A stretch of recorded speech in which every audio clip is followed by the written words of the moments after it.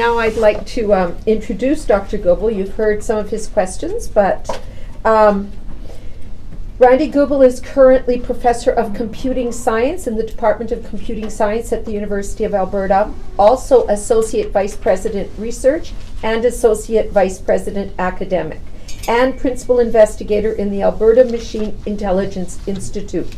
He received his BSc in Computer Science, his MSc in Computing Science, and his PhD in Computer Science from the Universities of Regina, Alberta, and BC, British Columbia, respectively. Randy has previously held faculty appointments at the University of Waterloo, University of Tokyo, Multimedia University in Kuala Lumpur, Hokkaido University in Sapporo, visiting research engagements at the National Institute of Informatics in Tokyo, DFKI Germany, and NICTA Australia. He is actively involved in collaborative research projects in Canada, Japan, China, and Germany. As a past chair of computing sciences, he oversaw the renovation and construction of a building, and his role as chief scientist of AITF, a government university collaboration designed to manage provincial public research investment in science and technology. He knows much about post-secondary education and how it is run in Alberta. Dr. Goebel. I would also like to personally thank him for making time for this presentation when he has been under the weather for the last few days, and also at this very busy time of year for all university administrators. Thank you. I think I can just sit here and say... Actually, sorry, we do need you there for the camera and the... For the camera. Thank you. You will be gleeful that my remarks will be shorter than what Dr. Bilash read about my background.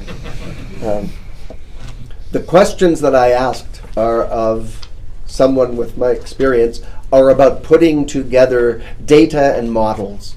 That's what computer scientists studying artificial intelligence and machine learning do, is most of us personally don't want to replace humans. We want to demonstrate that humans should concentrate on what they're good at and what machines are good at, and that's a very important distinction. Before I say one more thing, one of my roles at the university is also the chair of the Cool Institute for Advanced Studies, and this gives me the opportunity to thank you, especially Dr. Bilash, for organizing this kind of thing. I'm in awe of both the breadth and the depth of the discussions. These kinds of engagements for me on the administrative side fuel my desires as an academic to learn everything that I can possibly learn, because that's what helps me do better at everything. There are a couple of things that I want to point out that you should always remain aware of. I was intrigued by the notion of the summaries that I read about the need for academic autonomy, financial independence, for example, in the stakeholders from changing and reforming education in Ukraine. In Canada, there are no national universities. In Canada, there are very few private post-secondaries. So for the most part, we're all provincial universities. And if you think that creates financial independence, you're wrong. It's simply not the case. The reason that you suggested that the provosts are gathering today because of a government request already shows you that it is the case that we're independent once we lobby for the funds that get to our operating base, but we're not independent of in that way. And I think that you have to keep that in mind, not to deny the complexity of the Ukrainian situation. University for me has one role, and all of the universities I've worked at and interacted with, is create and disseminate knowledge. We don't do the kind of research that a journalist does when they decide how to write a story for the newspaper tomorrow. For us, it's pushing knowledge boundaries, and if we don't do that, we often find that the institutions that think of themselves as universities are not, and they are afraid to, in some contexts, get it wrong by not reading the textbook. Most important education for a faculty member is when you realize the textbooks are wrong and can be wrong.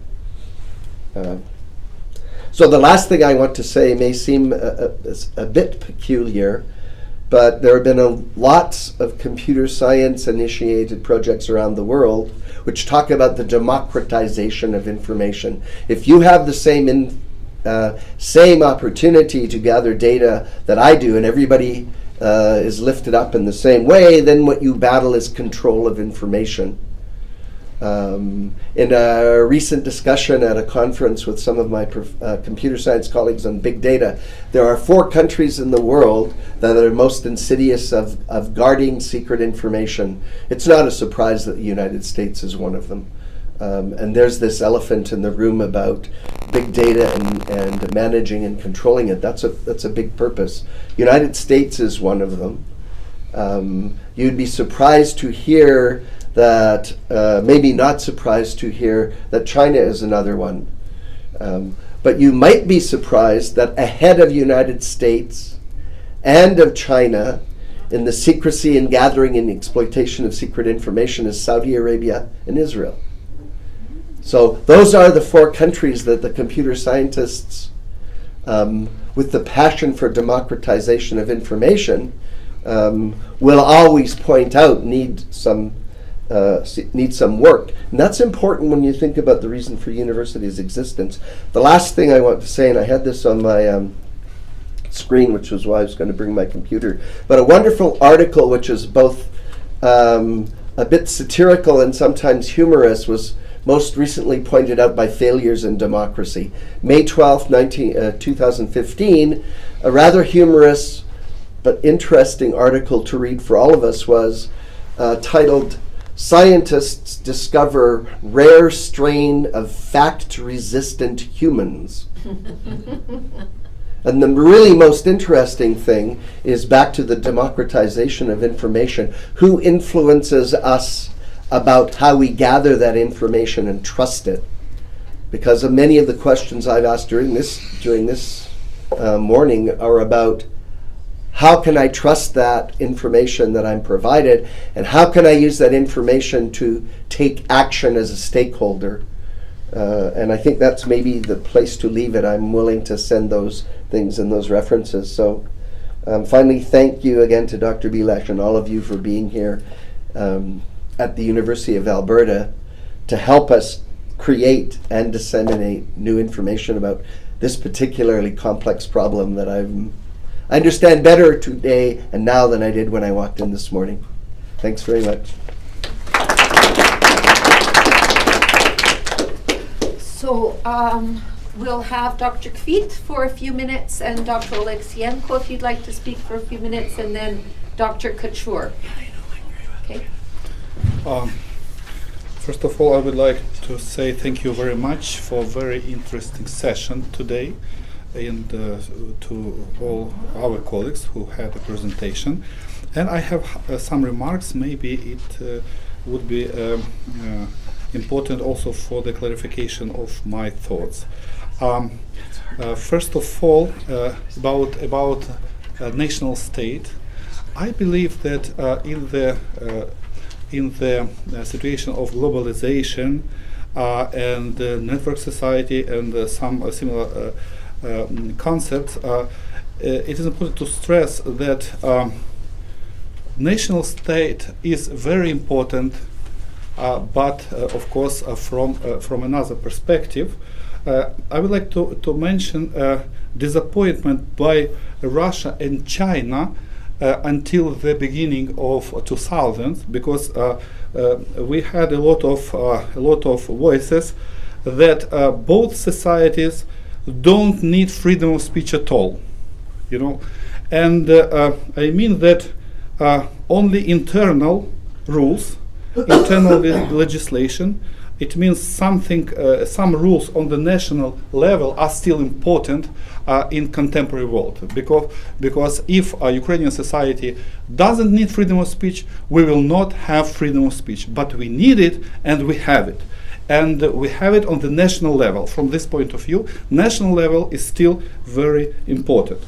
From this perspective, I think that concerning maybe Professor Kachur, in your terms, we can say, when we are speaking about contemporary Ukraine, we can say about realization of modernization theory.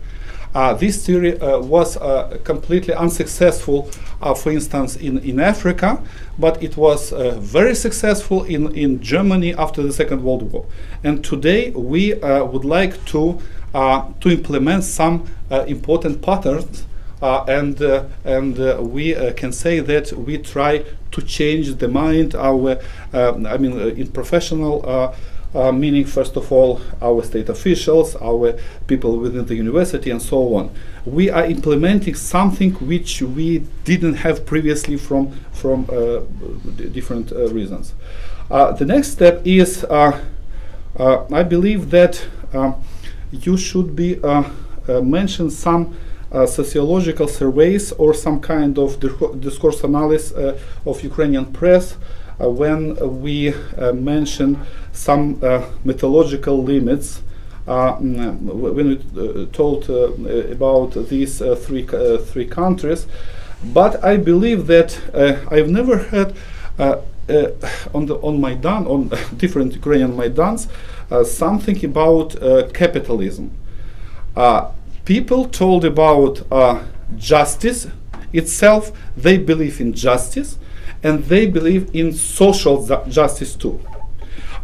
It is important for Ukrainian society, and of course we have a weak state. I agree with you. If we compare our the idea of the state in Ukraine in comparison with Russia, for instance, but if we say, we can't imagine Ukraine near to Russia in different meanings because of the strengthening of civil society in Ukraine, and currently Ukraine changed completely in some points, and if we compare Ukraine and Russia from point of strengthening of civil society, Ukraine will be on the sky and Russia on the hell. I'm sorry for such a metaphor, because a political culture, new political nation, leaders of Crimea Tatars, leaders of Jews, of Russians, of Greeks, if you want, because Mariupol is the center of Greek community. It is important for the strengthening of Ukraine, first of all, as a society. It is related very close to the idea what kind of language, political language we use. In Ukraine, usually we use we say about state and society.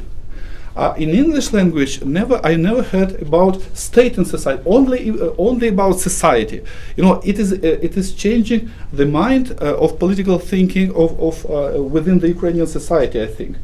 That is why I think it is important, if we would like to understand contemporary Ukraine, to say about idea of Ukrainian state, and our society, I believe, have such idea of the state. Ideological point is important for contemporary Ukraine. It's one remark. The second remark is about financial autonomy. Financial autonomy. Of course, we.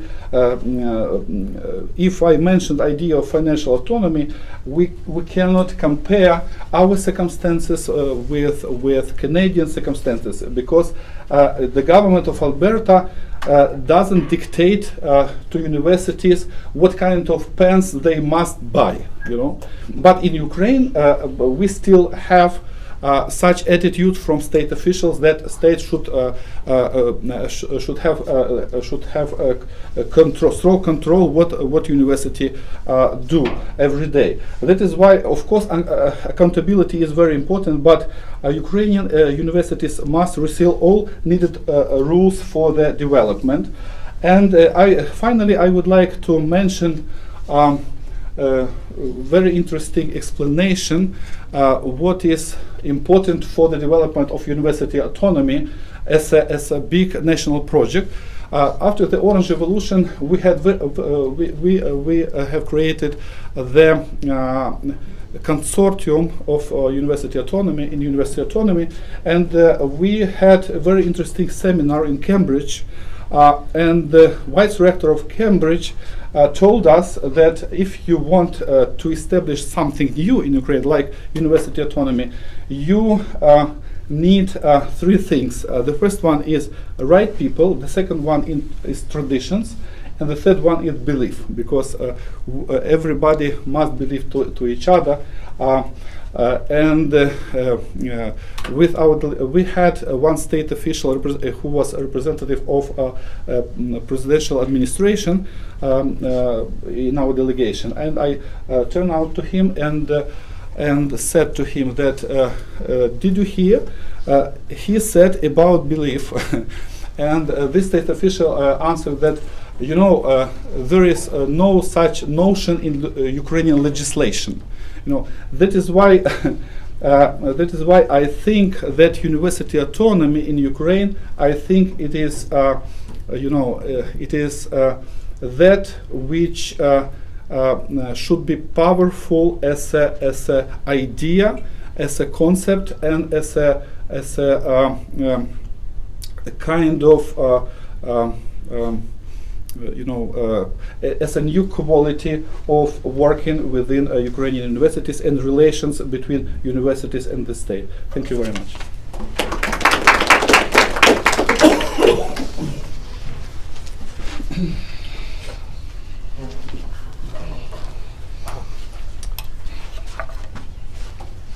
The title of this conference is Seeing the Way Through Chaos, which is a very good title, and that's what we are probably trying to do here. And I think the presentations that we heard today from my colleagues, and also the questions that the audience asked, were just an opportunity to really shed more light on the chaos and try to see whether we can find that kind of way. I think what is really important in the process is to be respectful to the difficulty of conceptualization.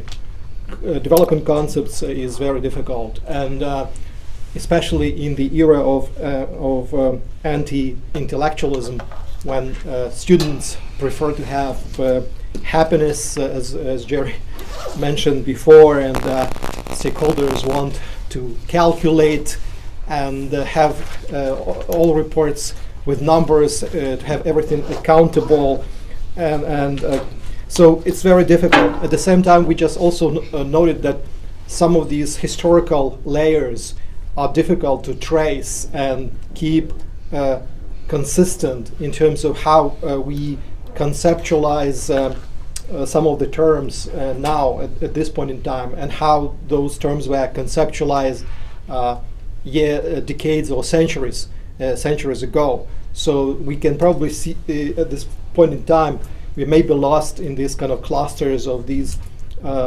segments of history and try to untangle them, and that, I don't know, that creates more way or more chaos in the process. However, I also appreciate Professor Goebel's comment about the issue of trust, in terms of who are the people who communicate the knowledge, and to what extent we really trust their methods, data, approaches to knowledge communication. So I guess what universities can teach more is to ask questions, so the students can learn better how to ask questions, how to become curious, how to travel across fields of knowledge and disciplines, and how to really understand what is good data, good methodology, good ways of asking questions, and so on. So this is very important. I think that the intellectual exercises that we of the kind that we are having today can be really important contribution in that process. Thank you very much.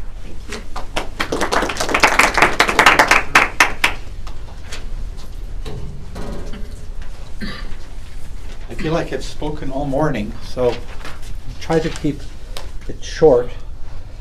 I think to start with the notion of trust, data, information, the fact, and its emergence historically is very important. History itself, and how we could believe what someone else says. And I'm a great believer in an alethic definition of truth, big T truth, and I believe that's a commitment for this university. And I think people are committed to that. That's how I trust it. I look in their eyes and I say, are they committed to truth? But there are other things to be committed to. Power. I look in their eye, I see they want power. That's what they are interested in. They want money. That's what they're interested in. Or they want community. And for me, these are all secondary factors. That's how I evaluate it. And I always do that personally, and I think that's the community I feel that I trust. With that, then, it was, I think my core to my presentation is the central role of the intelligentsia in societies and its role, the professional middle classes, however you want to define this in different ways. What is their role? What is their responsibility for society as a whole today? And that's from the range from nurses to doctors to engineers to anyone who thinks of themselves as an intelligent person or dedicated to some kind intelligence rather than just going from the gut or going from the heart. Anatoly's point on religion is really important because that a lot of people put that in the gap, right? I call it, or the big X, the things we can't explain. We have a big category, and I like people who have to try to shrink that category a bit, right? But I understand its power, that category of trying to provide an explanation when you don't have an explanation. That's why I'm always best to just say, I don't know. But other people would provide an answer for that with some reference to a big X, something. I think its power is there, and I think it's very important. And there's a big X about education. We all know education is good and more of it is better. But I'm not so certain. All right, so so religion can function in many deep ways. And I think finally the point that Sergei made on state and organization. I find in North America actually people don't think about the state at all. It's like they talk about government sometimes, but they don't talk about the state. And I think my point also was that the state is important, but I think we need a more complex analysis of the state. Including its articulation with organizations and how organizations work, and also the parameters of the difference between administrators and the administrative processes of rationalization in the state as versus public authority. Where does public authority emerge from, and how does state become an instrument of the people who are suffering and who are in need and who are not being represented by those authorities?